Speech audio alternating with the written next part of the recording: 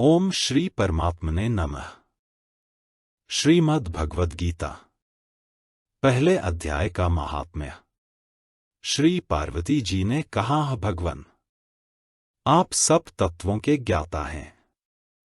आपकी कृपा से मुझे श्री विष्णु संबंधी नाना प्रकार के धर्म सुनने को मिले, जो समस्त लोक का उद्धार करने वाले हैं। देवेश, अब मैं गीता का महात्म्य सुनना चाहती हूँ, जिसका श्रवण करने से श्रीहरि की भक्ति बढ़ती है।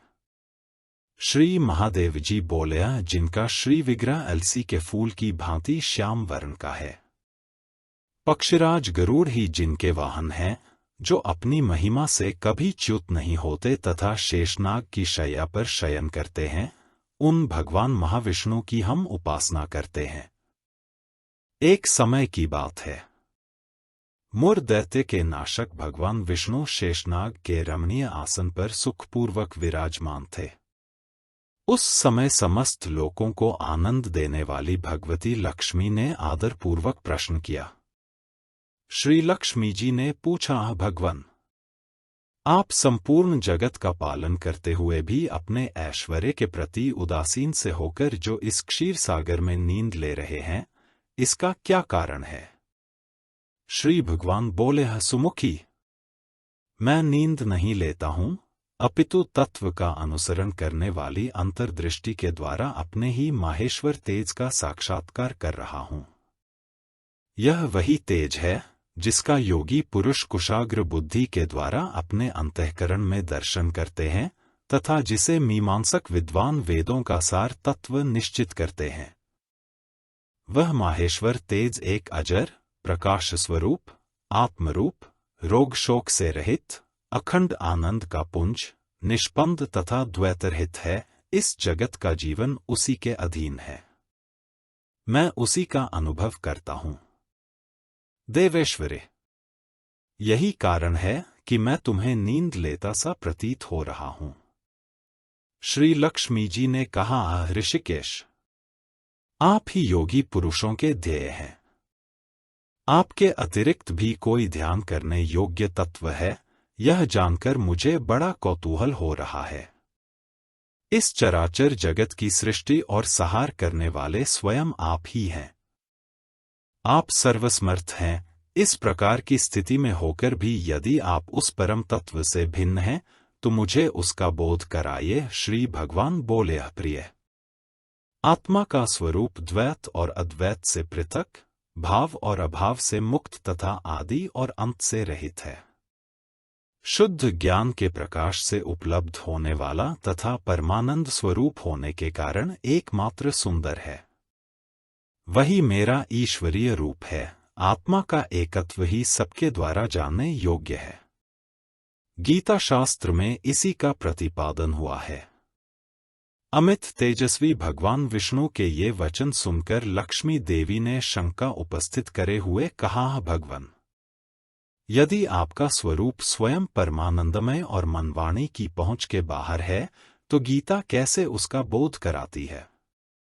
मेरे इस संदेह का निवारण कीजिए। श्री भगवान बोले, सुंदरी, सुनो, मैं गीता में अपनी स्थिति का वर्णन करता हूं। क्रमश 5 अध्यायों को तुम 5 मुख जानो, 10 अध्यायों को 10 भुजाएं समझो तथा 1 अध्याय को उदर और 2 अध्यायों को दोनों चरण कमल जानो।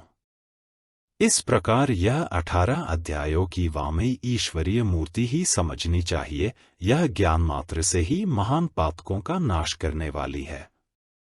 जो उत्तम बुद्धि वाला पुरुष गीता के 1 या आधे अध्याय का अथवा 1 आधे या चौथाई श्लोक का भी प्रतिदिन अभ्यास करता है, वह सुशर्मा के समान मुक्त हो जाता है। श्री लक्ष्मी जी ने पूछा, देव, सुशर्मा कौन था? किस जाति का था और किस कारण से उसकी मुक्ति हुई? श्री भगवान बोले, प्रिय, सुशर्मा बड़ी खोटी बुद्धि का मनुष्य था। पापियों का तो वह शिरोमणि ही था।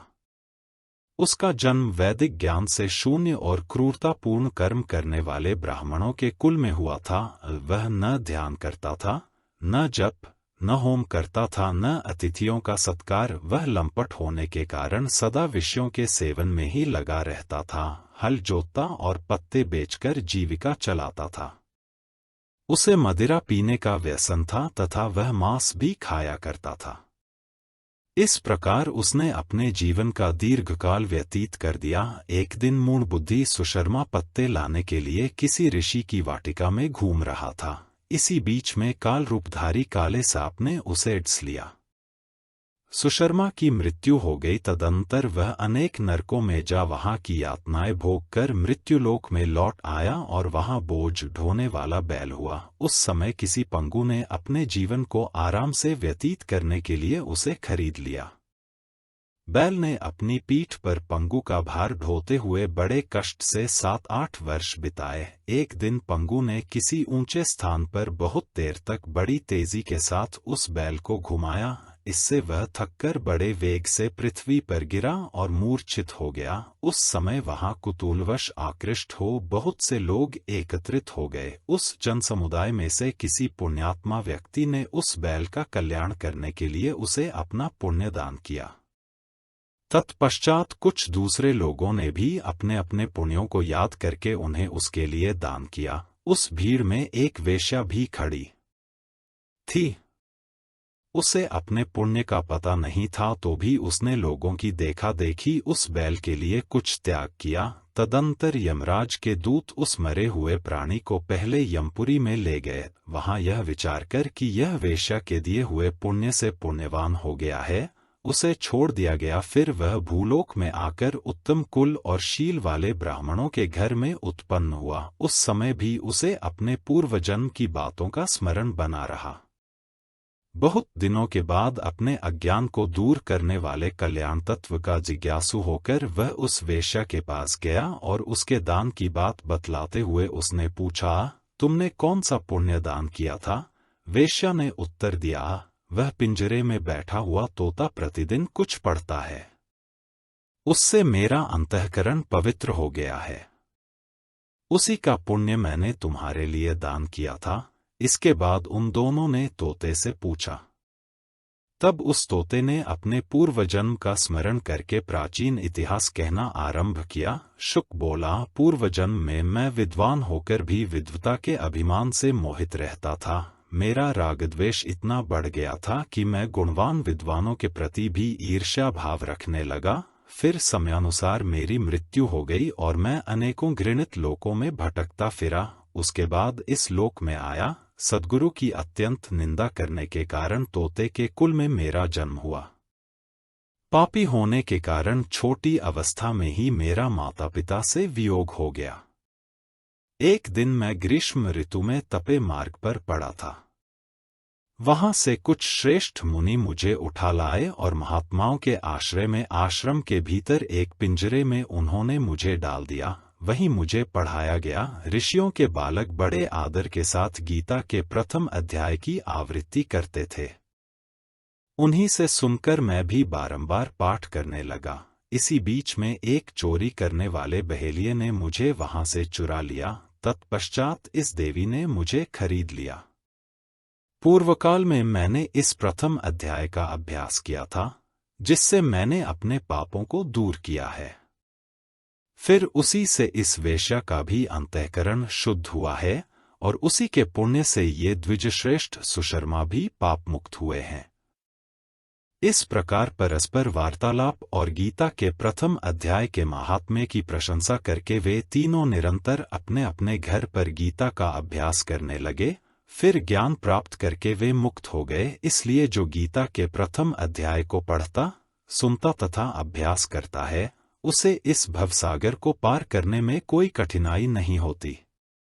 इससे आगे हम श्रीमद्भगवद गीता के अध्याय 2 में भगवान श्री कृष्ण और अर्जुन का संवाद सुनेंगे।